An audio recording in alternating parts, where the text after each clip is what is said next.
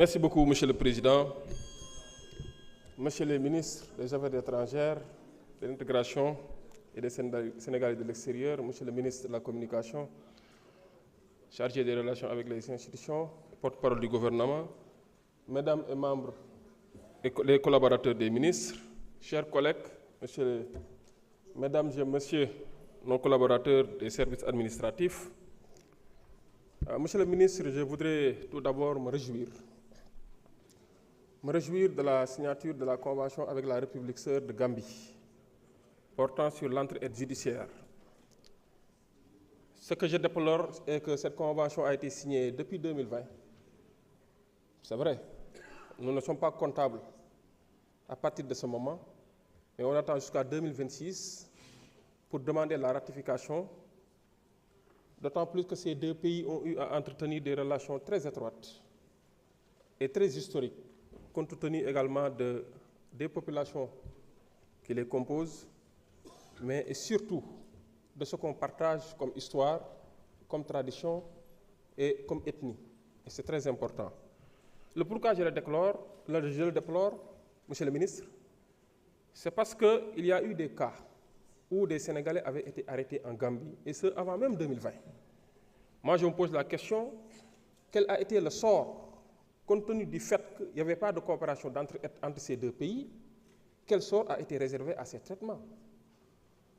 Je peux considérer ou en déduire qu'il y avait effectivement des violations des droits de l'homme, parce que je ne peux pas comprendre qu'entre ces deux pays, où il y avait la Sénégambie, qu'on nous dit que des Sénégalais ont été arrêtés, et par la procédure de simple remise de police à police, des Sénégalais ont eu à quitter la Gambie pour venir être traduits ici au Sénégal. Ça, c'est une violation.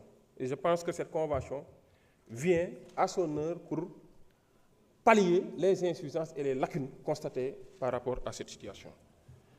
Monsieur le ministre, on a parlé du projet de loi portant autorisation de ratifier l'amendement qu'on apporte sur l'article relativement au statut de Rome, la Cour pénale internationale. Qui parle de Cour pénale internationale, Monsieur le ministre, parle de droits de l'homme, parle d'humanité, parle de crimes imprescriptibles, parle de torture.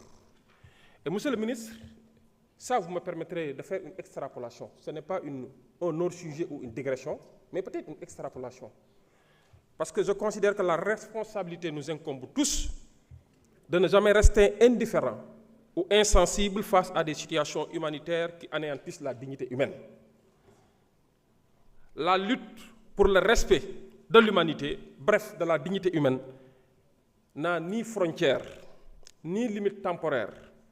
Elle est permanente, universelle et éternelle. Je le dis et je le répète, la situation de l'ancien président de l'Union des Comores, Mohamed Abdallah Sambi, nous interpelle tous. Comment l'actuel président en exercice peut refuser l'accès de l'envoyé spécial des Nations Unies à Mohamed Sambi, aujourd'hui en détention, vu que sa situation sanitaire a été décriée? Les organisations des droits de l'homme ont interpellé. L'ONU, consciente de cette situation, a eu à envoyer un émissaire, un envoyé spécial pour accéder à la personne concernée et avoir la possibilité de s'enquérir de sa situation et avoir la possibilité de dresser un rapport. Et les autorités actuelles ont dit niet jusqu'à ce que cet émissaire retourne à son pays d'origine.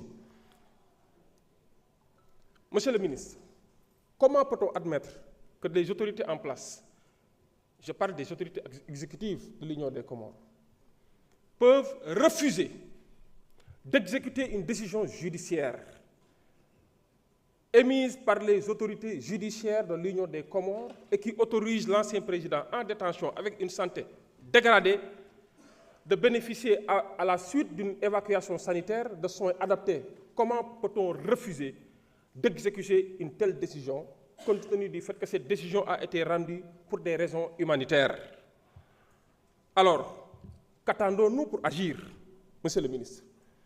Qu'attendons-nous pour agir devant les cris de détresse qui ont été émis par l'ancien président Sambi? Ces cris de détresse qui ont été émis par ses proches, qui ont été émis par des organisations des droits de l'homme, des organisations de défense des droits de l'homme. Qu'attendons-nous pour agir? Je rappelle que le Sénégal s'est toujours érigé en médiateur devant cette pareille situation.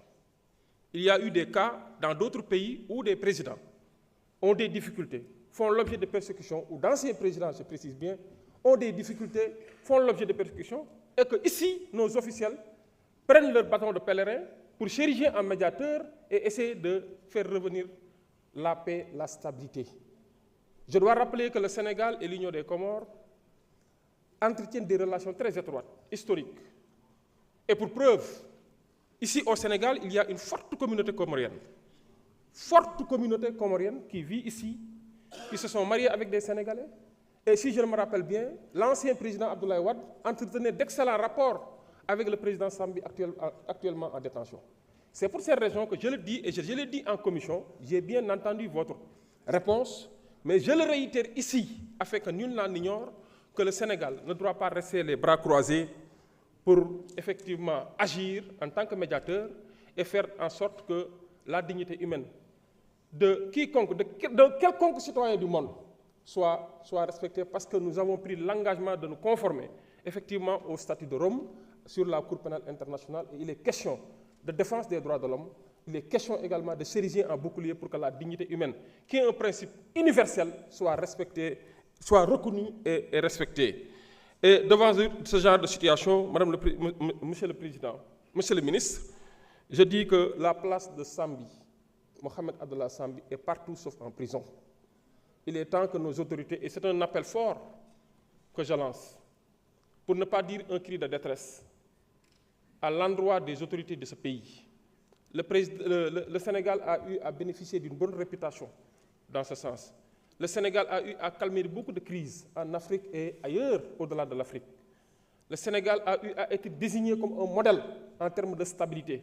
Et je pense que nos autorités officielles ont cette responsabilité historique devant nous et devant l'Afrique et devant le monde entier d'assumer effectivement cette posture de, bien entendu, s'ériger toujours en bouclier contre le non-respect de la dignité humaine, mais pour la préservation du respect de la dignité humaine. C'est pour cette raison que, Monsieur le Ministre, j'ai bien entendu votre réponse en commission, mais je le répète ici, parce que si demain, Mohamed Abdallah Sambi meurt en prison, qui sera condamné? Les responsables, les complices, les silencieux, les neutres ou l'humanité qui sera condamnée? C'est pour cette raison que j'en appelle à votre magnanimité, à votre sens élevé de responsabilité en tant que ministre des Affaires étrangères, chargé de l'intégration, en tant qu'également ministre chargé des Sénégalais de l'extérieur, parce qu'il y a beaucoup de Sénégalais là-bas au niveau de l'Union des Comores. J'en appelle à votre magnanimité. Vous avez la parole. Même 20 minutes ne suffira pas.